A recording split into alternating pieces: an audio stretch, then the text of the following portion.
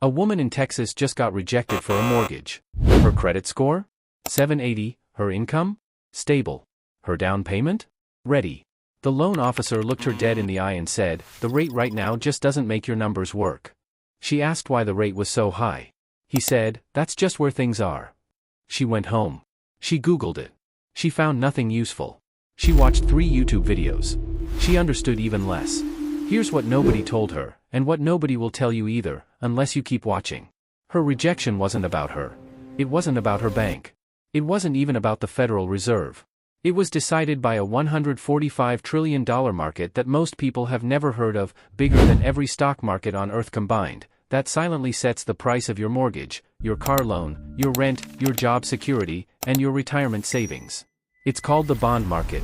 And in the next 8 minutes, I'm going to explain it so clearly that you will understand money better than most people with finance degrees. That's not me being arrogant.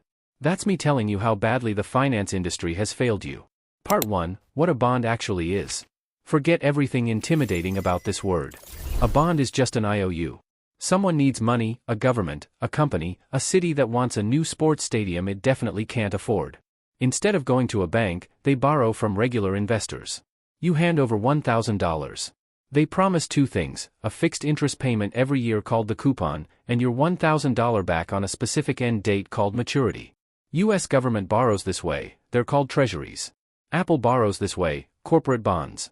Companies with shaky finances borrow this way, junk bonds, which Wall Street renamed high yield because junk doesn't test well in focus groups. Simple. Clean. An IOU with a schedule. Now here's the one idea in this entire video that changes how you see everything, and almost nobody gets it right. Part 2, the one rule that runs the world. You buy a $1,000 bond paying 2%. That's $20 a year. Fine. A year later, interest rates rise.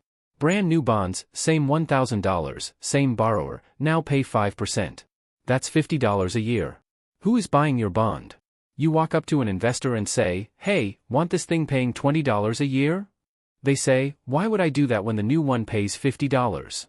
Your bond still works perfectly. It pays exactly what it promised. But it's now the financial equivalent of a used iPhone 11, functional, unwanted at full price.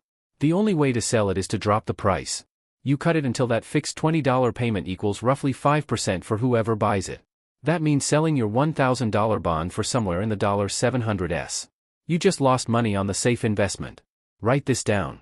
Tattoo it somewhere visible. When interest rates go up, existing bond prices go down. When rates fall, bond prices go up. They sit on opposite ends of the same lever. One rule.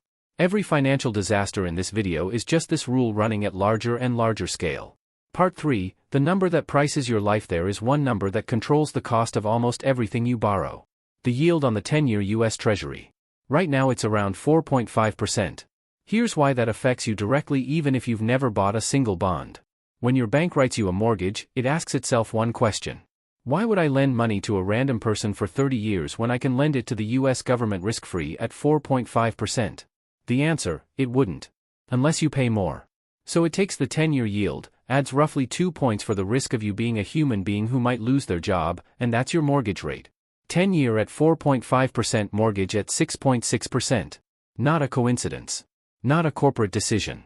That's the bond market setting your rate before the bank even picks up the phone.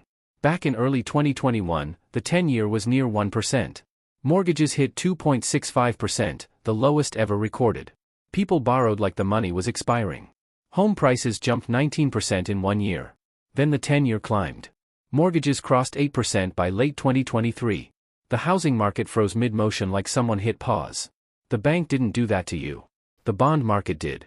Car loans, credit cards, student debt, your city's school budget, your employer's payroll. All of it priced off the same treasury yield. One number. Everyone's bill goes up at once. Part 4, the safe investment that isn't.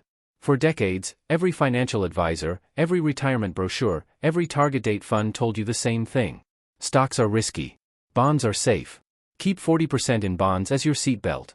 Then 2022 happened, and the seatbelt caught fire. The Fed raised rates from near zero to over 4% in 9 months to fight inflation. Apply the rule, rates up, existing bond prices down.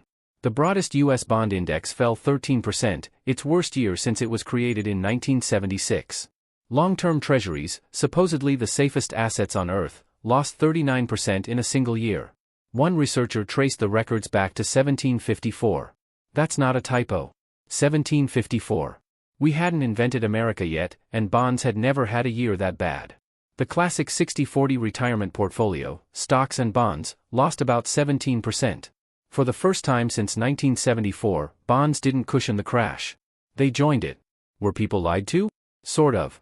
Here's the nuance nobody explained. Bonds do protect you from one risk, the borrower not paying you back. The US government will always pay you. But there are two other risks hiding in the fine print: inflation quietly eating your fixed payments, and interest rate risk, which is everything we just covered. There's a number that measures exactly how exposed you are. It's called duration. Rough translation: for every 1-point rise in rates, your bond drops by roughly that many percent. A fund with duration of 6 loses 6% when rates rise 1 point. A long-term treasury fund with duration of 17 loses 17%. In 2022, rates rose more than 4 points. Suddenly, a retirement fund was moving like a tech stock, except without the excitement or the upside. Part 5, The Dominoes. Same rule. Bigger targets. Silicon Valley Bank, March 2023. SVB parked over $91 billion in long-term bonds, boring, safe assets, funded by deposits that could leave at any moment.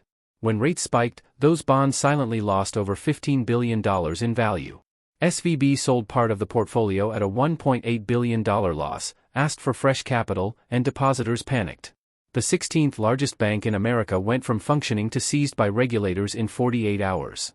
Not because of crypto. Not because of bad loans. Because of the used iPhone problem at $91 billion scale. The United Kingdom, September 2022. New Prime Minister Liz Truss announced £45 billion in unfunded tax cuts. The bond market looked at the math and said no. Investors dumped UK government bonds so fast that 30-year yields spiked over 1 full percentage point in 3 days. That detonated pension funds. Forced selling pushed yields higher. More forced selling. A doom loop with an entire country's retirement system inside it. The Bank of England launched emergency intervention.